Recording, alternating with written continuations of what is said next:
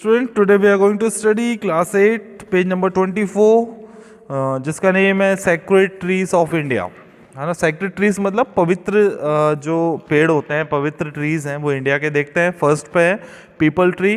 The most peepal worship tree in India which is in Sanskrit is known as Ashwattha. मतलब peepal tree के बारे में बोल रहे हैं, एक ऐसा पेड़ है जिसको सबसे ज़्यादा पूजा जाता है इंडिया में, और इसका संस्कृत में नेम क्या है? अष्टवत्था। ठीक है। Peepal tree is also known as Bodhi tree और tree of enlightenment. Peepal tree को बोधि ट्री भी बोला जाता है या फिर ट्री ऑफ इनलाइटमेंट। क्यों? ऐसा बिलीव किया गया है, ऐसा माना गया है कि बुद्धा को ज्ञान इसी बोधि ट्री के नीचे मिला। आपने स्टोरी में सुना होगा। That is why peepal tree is sacred to Buddhist. इसीलिए पीपल ट्री जो है वो बुद्धिस्ट लोग बहुत ज़्यादा पवित्र मानते हैं। Also the present Kaliyug begin with the death of Lord Krishna that has happened under this tree only. Okay, वो बोल रहे हैं जब कलयुग चालू हुआ उसी समय जो लॉर्ड कृष्ण, भगवान कृष्ण की जो डेथ हुई थी वो इसी ट्री के नीचे ही हुई थी और कलयुग चालू हो गया।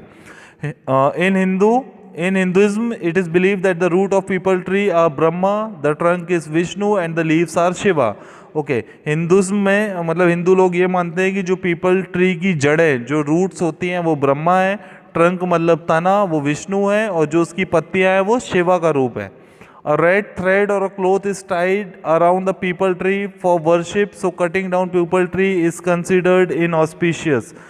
इसका मतलब यह है, एक पीपल ट्री में जो रेड कलर का क्लोथ या फिर कोई धागा बांध दिया जाता है पूजा करने के लिए, और इसीलिए पीपल ट्री को काटना या बीज से अलग करना ये अनऑस्पिशियस है, मतलब अशुभ है।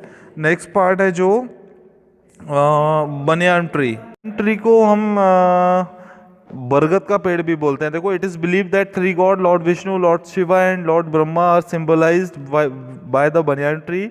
Mostly the childless couples worship banyan tree and it is suppose not to be cut.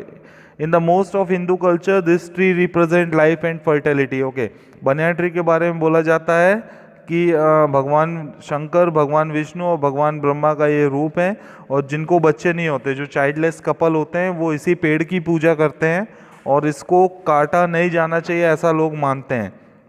Hindu culture में ये ट्री रिप्रेजेंट करता है लाइफ एंड फर्टिलिटी को।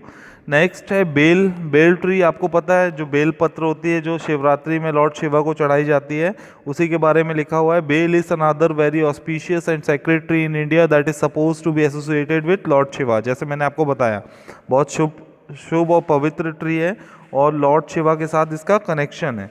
नेक्स्ट पे लिखा हुआ है टू प्लीज लॉर्ड शिवा को मनाने के लिए इसकी लीव्स ऑफर की जाती है, that is known as bilva. Bel tree are trifoliate और tripatra and it is believe that symbolize that three work of God, the preservation, creation, destruction, as well as three type of Lord. So during the worship of Lord Shiva, offering bel leave is compulsory. अब इसके बारे में ये लिखा हुआ है कि bell की जो लीव होती है वो ट्राइफोलिएट होती है या त्रैपत्र होती है, मतलब तीन पार्ट होते हैं इसकी लीव के, और ऐसा माना जाता है ये जो तीन पार्ट हैं, ये फर्स्ट पार्ट रिप्रेजेंट करता है प्रिजर्वेशन को, मतलब बचा के रखने के लिए, क्रिएशन मतलब बनाने के लिए, और डिस्ट्रक्शन मतलब बिगाड़ने के लिए, और ये भगवान की तीन आंखों को रिप्रेजेंट करता है ना। इसीलिए भगवान शिव की पूजा के दौरान बेल लीव्स कंपल्सरी होती हैं। तो नेक्स्ट है देखो Ashoka tree. Ashoka is one of the most sacred and well known tree in India. In Sanskrit Ashoka means without grief और the one who gives no grief. As for Hinduism, Kama Devi, Lord of Love, is associated with Ashoka tree. Even Devi Sita was kept by Ravan in Ashok Vatika. Okay, जो अशोक का tree है उसको भी Hinduism में बहुत ही शुभ tree मानते हैं, पवित्र ट्री मानते हैं। इसके बारे में ज़्यादा नहीं पढ़ना। इसके बारे में जो लॉर्ड कनेक्टेड हैं वो काम देवी हैं, जो लॉर्ड ऑफ लव से कनेक्टेड हैं। दूसरी चीज़ जो सीता देवी हैं, जब रावण उनको लेके गया था तो अशोक वाटिका में इसी ट्री के नीचे ही रखा था उसने। तो नेक्स्ट है मैंगो ट्री। मैंगो ट्री के बारे में लिखा हुआ है mango tree is another very sacred tree in India whose leaves, woods, and trunk, well as fruit, are used in many rituals. To mark any auspicious occasion, strings made from mango leaves is hung on the entrance. Mango leaves are kept in the pot with coconut during Kalash Sthapana. Blossoms of the mango tree are offered to goddess Saraswati on Vasant Panchami. Mango trees is very auspicious for Buddhists, as it is believed that Lord Buddha had created a huge mango tree at Saraswati from the seed. Okay मैं clear कर देता हूँ कि जो mango tree है वो बहुत ही auspicious, बहुत शुभ और सेक्रेड ट्री है, पवित्र ट्री है। इसके साथ साथ इसके ट्रंक, इसकी लीव्स, इसके फ्रूट्स बहुत सारे कामों में यूज़ होते हैं, है ना। कोई भी ऐसा शुभ मुहूर्त होता है तो हिंदुइज्म में इसकी स्ट्रिंग्स बनाई जाती है। मतलब एक आपने देखा होगा एक रोप या रस्सी में ये लोग इसकी स्ट्रिंग बनाते हैं, आप घरों पे लगाते हो ना मैंगो लीव्स को। देन मैंगो लीव्स को कलश स्थापना में, पॉट में भी लगाया जाता है, कलश में, जिसको हम कलश स्थापना बोलते हैं।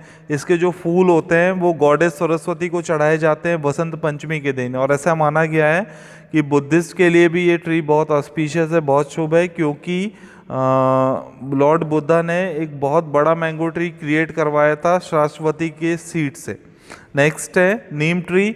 Many medical benefits are associated with neem tree, and because of this, it is highly respected in India. It is supposed to be an expression of goddess Durga.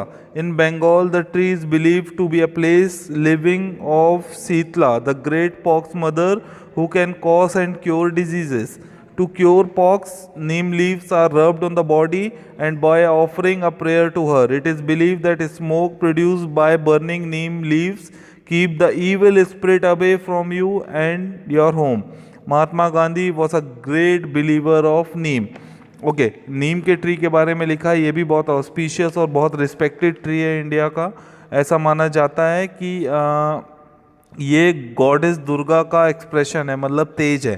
Bengal में इस ट्री को बोलते हैं कि इस ट्री में शीतला नाम की गॉडेस रहती हैं, और उनका जो काम है या उनका दूसरा नाम है वो ग्रेटेस्ट पॉक्स मदर है। जो चिकन पॉक्स होती है ना वो, तो नीम के बारे में ऐसा कहा जाता है कि किसी को अगर चिकन पॉक्स हो जाए तो इसकी दवाइयाँ की ये है कि नीम की लीव्स को उस घाव पे आप रब करो, रगड़ो, और रगड़ते रगड़ते उनकी प्रेयर करना है, किनकी, गॉडेस शीतला की। ऐसा बिलीव किया जाता है कि जब नीम की लीव्स आप बर्न करते हो तो जो ईवल स्पिरिट होती हैं, बुरी शक्तियाँ होती हैं, वो आपसे बहुत दूर चली जाती हैं। महात्मा गांधी जो थे वो नीम के बहुत बड़े बिलीवर थे, मतलब मानते थे। नेक्स्ट है बनाना tree. It is really a very auspicious tree in India. बहुत शुभ ट्री है। एवरी पार्ट, इसका हर एक पार्ट किसी ना किसी काम, शुभ काम के लिए आता है। जैसे गेट्स पे लगता है वेलकमिंग के लिए, इसकी ट्रंक भी, leaves is use to distribute prasad, आपने देखा होगा जिसकी लीव्स में प्रसाद डिस्ट्रीब्यूट होता है या खाना खाते हैं लोग। इसके जो फ्रूट्स होते हैं वो लॉर्ड विष्णु और गॉडेस लक्ष्मी को ऑफर किए जाते हैं, जो बनाना जिसकी बात करते हैं। Banana tree is also worshipped in Kadali. Banana tree with flowers and fruits is worship for the welfare of family. Okay, इतना क्लियर हो जाएगा आपको। नेक्स्ट है coconut tree. Coconut tree specially in South India is in one of the most sacred tree and must for a family in plant or in at home. Coconut is used while performing all the Hindu rituals and offered in all kind of pujas. Even before any puja sthapana with water filled pot, mango leaves and coconut is done. It actually symbolizes goddess Lakshmi. It is considered that the three black mark on coconut shell are three eye of Lord Shiva. तो इसके बारे में ये लिखा गया है कि coconut tree है जो स्पेशली साउथ इंडिया में बहुत ज़्यादा पवित्र ट्री माना जाता है, और family to a plant at home, मतलब हर फैमिली के लिए अपने घर पे एक कोकोनट ट्री लगाने का एक ओकेशन होता है, मतलब एक पार्ट होता है कि सबको आपके घर पे एक कोकोनट का ट्री लगाना है। हिंदू रीति रिवाज में जो कोकोनट होता है, इसके फ्रूट्स होते हैं हर फेस्टिवल, हर पूजास में मस्ट और इसेंशियल होते हैं, है ना। और आप सिर्फ इतना सुन लो कोकोनट के बारे में कि कोकोनट में जो 3 ब्लैक होल्स होते हैं, ऐसा माना गया है कि वो लॉर्ड शिवा के 3 आईज हैं।